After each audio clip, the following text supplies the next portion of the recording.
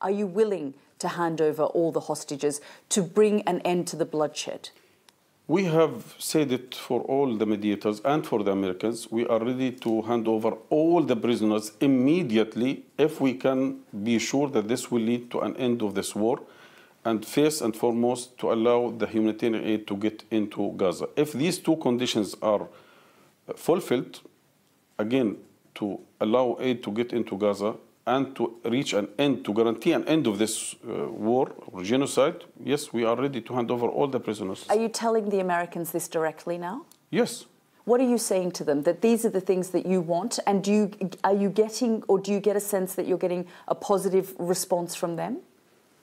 We have told them this proposal or comprehensive approach, one-shot prisoner exchange, ending the war, total withdrawal of the Israeli forces, allowing all the aid to get into Gaza, and rebuilding of Gaza Strip without forceful immigration, through the mediators and directly through some persons in the U.S. administrations.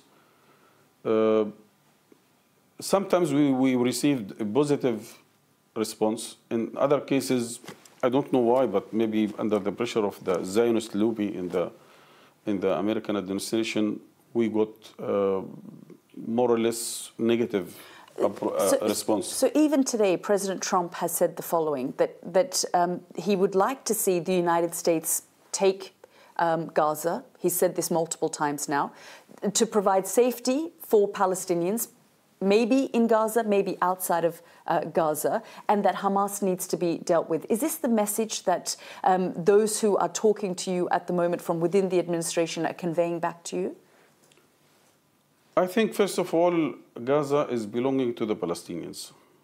And Palestinians is the only party who can decide for Gaza and for the future of Gazans. No one, neither in the region or outside the region, who can decide for the Palestinians what to do or what not to do.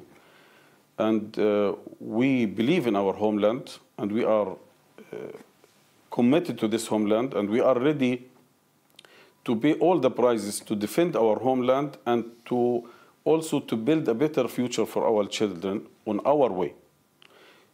We are not in a market to sell Gaza or not to sell Gaza. We're seeing demonstrations in Gaza. We're seeing people frustrated after 19 months of conflict that Hamas has brought on them. Yes, yes, I respect all people who are going to the street to say yes for Hamas or no for Hamas, because we have seen half of the Israeli population in the streets against Netanyahu. We are still seeing hundreds of thousands of people demonstrating against Trump president. We don't see that we are representing all Palestinians. We believe that we are still representing a vast majority of Palestinians. But if we go to the heart and the core of what has caused this latest devastation on the Palestinian people 19, 20 months ago... The occupation since 75 years is the cause of all this devastation. But October 7th of this current devastation, it is not October 7th. 60,000 people dead as a result of October 7th. Because we have October 6th, a lot of Palestinians were killed. We have before October 6th... 60,000 people in the space of 20 months. Okay, between 2000 and 2023... And that is because of October 7. And the Israelis say they will not stop until their hostages are released, until Hamas disarms itself and says that it no longer wishes to be the governing power. Why not? First of all, again, as occupied people, we have all the right to resist the occupation by all means, including armed resistance. So you won't disarm? Let me continue. If you ask someone to be disarmed, it has to be the Israelis who have all the power, the chemical power, the nuclear power, the biological power, and all the support from the West, including the Americans, to destroy the Palestinian life, like what we have seen along the 17 months.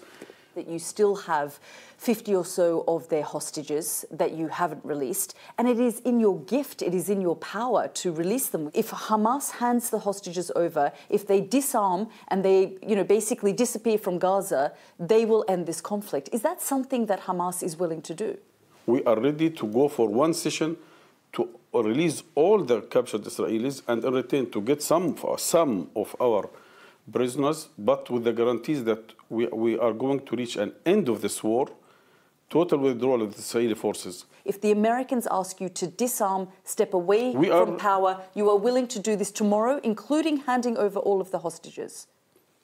To hand over the government in the Gaza Strip, we have said it already months before, that we are ready to go for any solution accepted by all Palestinians and to hand over the... But if the Americans ask you? Even we have also told the Americans we are ready to again, to hand over the government immediately if we reach an end of this war. And we have accepted, by the way, the Egyptian proposal, which is talking about forming a Palestinian and independent, non-affiliated body, politically non-affiliated body, to run Gaza Strip. But when it comes to disarmament, I think, yes, we are ready to be disarmed. In one case, we have our independent, self-sovereign state. If we can get it peacefully, politically, based on international rules and regulations and law, yes, we are ready to do it. But again, this will happen only when we have our independent, self-sovereign state.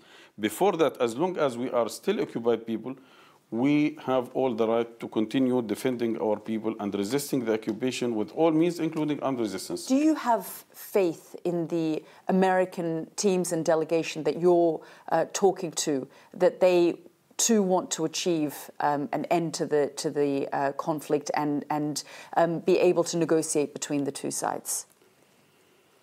Look, we believe that President Trump has done a lot of work and hard work in different areas in this region and outside the region. We have seen it in Ukraine, we have seen it in Syria, we have seen it in Yemen.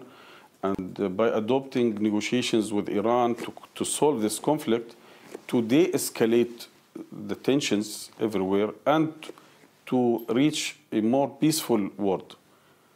I think this is what is motivating us to continue contacting the American administration, regardless of the team, because we believe that he has done it and he can do it. And I think President Trump has the capability and the will to reach this peaceful situation.